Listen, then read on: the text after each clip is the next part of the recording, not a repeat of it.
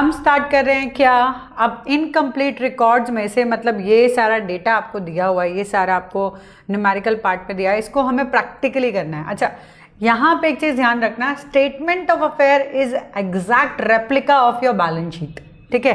तो ये balance sheet का ही है, अगेन सेम ही लिखना है, statement of affair as on, जो भी डेट हो आपकी यहाँ भी एज ऑन लिखना है, ठीक है। स्टेटमेंट ऑफ अफेयर देख सकते हो, लायबिलिटी रुपी, अमाउंट अगेन एसेट रुपी। आपको क्या करना है, इसमें से जो भी आपकी लायबिलिटी है उठा के यहाँ डाल दो, इसमें से जो भी आपकी एसेट है वो यहाँ डाल दो, ठीक है। सबसे पहले कैपिटल एट द बिगिनिंग, कभी भी बैलेंस शीट जो बनती है वो एट लास्ट बनती है, लास्ट डेट ऑफ ईयर, ठीक है ना, फाइनेंशियल ईयर 31 मार्च। तो बिगिनिंग वाली कैपिटल हम प्रॉफिट निकालने के लिए छोड़ देते हैं, ठीक है, प्रॉफिट निकालने के लिए छोड़ देते हैं, बिगिनिंग वाली यहाँ नहीं आ सकती। Further capital introduce again profit के लिए, क्योंकि यहाँ पे कहाँ डालोगे, नहीं डाल सकते, वहाँ तो क्लोजिंग कैपिटल ही आती है। Then cash in hand, cash in hand of course is our asset, तो हम कैश इन हैंड को डाल देंगे एसेट में। कैश इन हैंड हमारा है 6500, ध्यान रखना it's the replica of balance sheet, balance sheet का ये रेप्लिका है, तो इसलिए टेंशन मत लेना, वही है लायबिलिटी, वही है एसेट, कुछ अलग नहीं है, बस अमाउंट्स कम है तो उसको हम सिर्फ यहाँ डालकर प्रॉफिट लॉस वगैरह निकालेंगे, ठीक है। चलिए कैश इन हैंड हो गया। डेटर्स हमारे ऑफ कोर्स कहाँ आएंगे, डेटर्स एसेट में, है ना। सो वी हैव डेटर्स या सेंट्री डेटर्स जिसे हम बोलते हैं, सारे डेटर्स हमारी कंपनी के, that's total is of 24,700, okay. Next one stock, stock कहाँ लिखते हैं, ऑफ कोर्स एसेट में लिखते हैं, तो वो भी हम यहाँ लिखेंगे क्लोजिंग स्टॉक, ध्यान रखना है, ओपनिंग नहीं, ओपनिंग ट्रेडिंग में जाता है, ये जो क्लोजिंग स्टॉक होता है that we are writing here. चलो ये भी हो गया। फर्नीचर अगेन एसेट है, लिखते जाओ कोई बात नहीं। फर्नीचर, फर्नीचर हमारा है एसेट, तो ये आ जाएगा 12,000। ईजी है बहुत चैप्टर, मतलब मार्क्स देगा, इजी है, डोंट वरी, ठीक है। फर्नीचर हो गया। फिर machinery, again asset,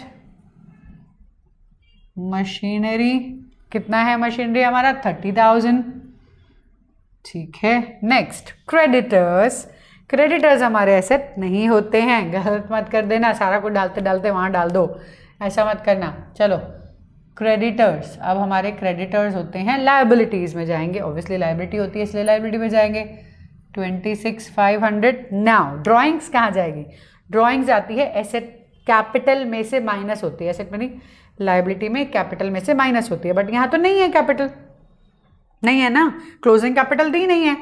statement of profit and loss और ऊपर वाले में क्या कनेक्शन है, अभी बताती हूँ वो कनेक्शन। तो पहले हम क्या करेंगे, हम सबको ये पता है कि बैलेंस शीट की दोनों साइड बराबर होती हैं, asset is equal to liability plus capital, यहाँ पे आता है कैपिटल। अब कैपिटल तो दी नहीं है क्लोजिंग वाली, तो ये हम निकालेंगे बैलेंसिंग फिगर, ठीक है।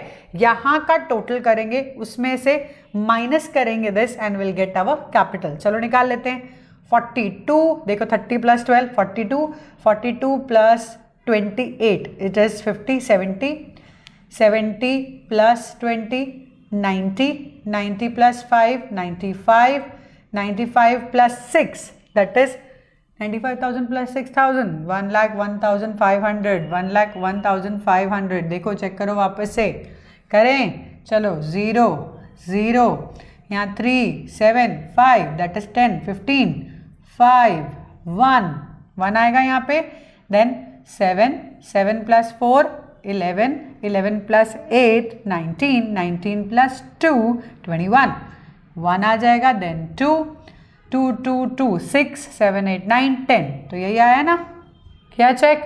चलो 1,01,500 में से 26,500 हमारे क्रेडिटर्स के चले जाते हैं, तो बचता है हमारा क्या, capital which is balancing figure, ठीक है। सो 11 माइनस 6 5 आ जाएगा, 9 माइनस 2 दैट इज 7, तो 75,000 आ गया मेरा कैपिटल, यस 75,000 हो गया कैपिटल। यहाँ का टोटल भी सेम आ जाएगा, 11 1 0 10। ठीक है। अब इस क्लोजिंग कैपिटल को हम कैसे यूज करेंगे statement of profit and loss निकालने के लिए। कैसे निकाले प्रॉफिट, हम सबको ये बात पता है, देखो सिंपल समझना है। जो ओपनिंग कैपिटल होती है, ओपनिंग कैपिटल, उसमें से हम ड्रॉइंग्स माइनस करते हैं, प्लस करते हैं फर्दर कैपिटल, करते हैं ना, जो हमने ये फर्दर कैपिटल डाली है, फर्दर कैपिटल ऐड करेंगे। अगर विड्रॉल होगा तो माइनस करेंगे ऑफ कैपिटल। इसमें प्रॉफिट होगा तो ऐड, है ना, प्रॉफिट होगा तो ऐड, और लॉस होगा तो लेस, और फिर हमारा आ जाएगा क्लोजिंग कैपिटल, है ना, क्लोजिंग कैपिटल। ये तरीका सही है, ये इक्वेशन सही है। ओपनिंग प्लस का further capital minus drawing plus profit हुआ या माइनस लॉस हुआ, जो भी हुआ, उसके बाद क्लोजिंग कैपिटल आती है, सही है। हाँ, हम क्या करेंगे अब, इसी को यूज करके, अकाउंटिंग इक्वेशन को यूज करके हम निकालेंगे प्रॉफिट्स। कैसे निकालेंगे, सबसे पहले हम लिखेंगे क्लोजिंग कैपिटल, उल्टा जा रहे हैं, ध्यान रखना, उल्टा जा रहे हैं, हमें निकालना है ये प्रॉफिट, हमें निकालना है ये प्रॉफिट। तो हम कैसे निकालेंगे, चलो सबसे पहले लिखेंगे क्लोजिंग कैपिटल। यहां लिखा क्लोजिंग कैपिटल, क्लोजिंग कैपिटल जो आंसर आया था वो 75,000, जो हम ऑलरेडी ऊपर निकाल चुके हैं।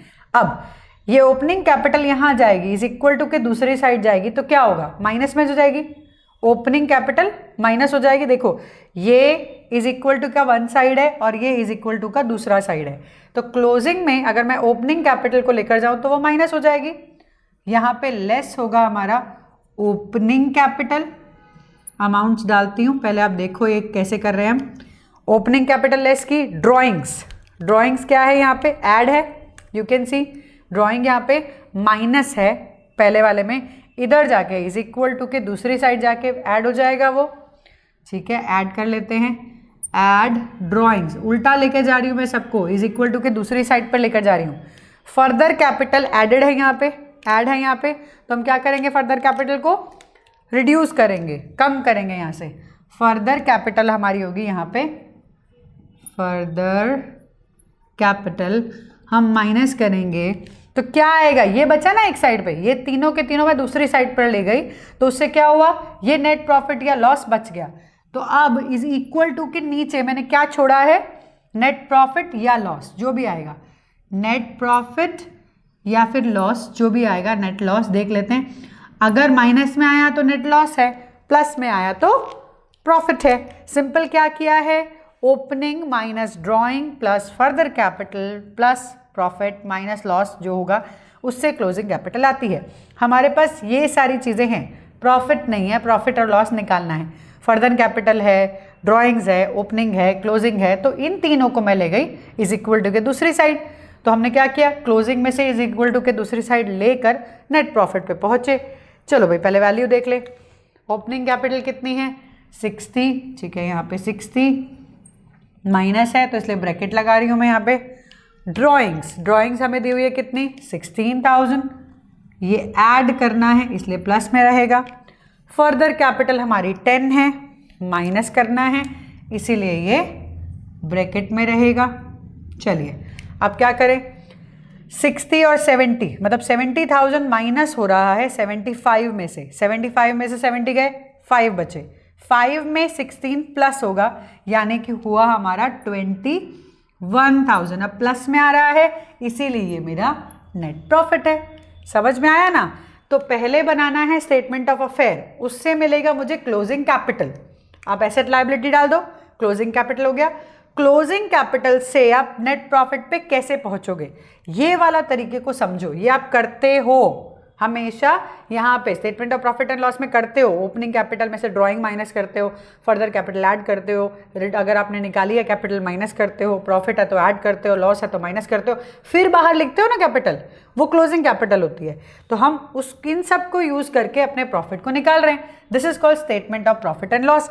इसमें भी एज ऑन लिखना मत भूलना, एज ऑन फॉर्मेट का पार्ट होता है, जो भी डेट दी हो 2020, 21, 19, 18 जो भी दिया है तो उस हिसाब से आप इसको कर सकते हो।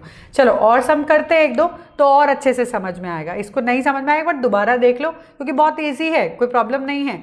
बैलेंस शीट पूरी दी हुई है, सारे अमाउंट दिए हुए हैं, बैलेंस शीट से क्लोजिंग कैपिटल निकाला, क्लोजिंग कैपिटल को यूज़ करके प्रॉफिट्स निकाले। चलो और सम करते हैं, प्रैक्टिस करते हैं, डोंट वरी।